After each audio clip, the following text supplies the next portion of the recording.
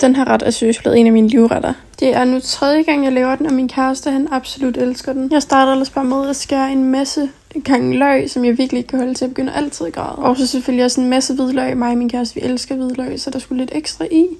Så skulle jeg ellers bare lige stege det her kød, så det bare lige fik en skorp. Og det her, det skal jo stå og simre i rigtig mange timer.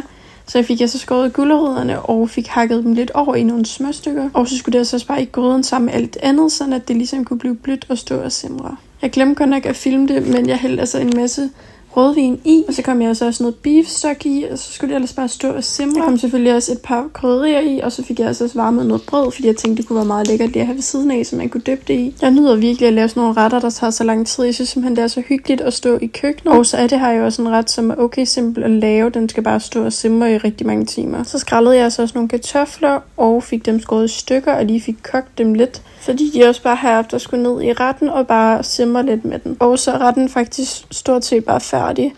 Jeg tror, at den stod simret i cirka 3 timer, men man kan altså også godt lade den stå længere. Jeg havde sat den lidt højere på varmen, og det fungerede egentlig meget godt, fordi kødet det blev også sindssygt mørt alligevel. Den ser altså ikke så flot ud, den her ret, men den smager sindssygt godt. Der er så meget smag i den.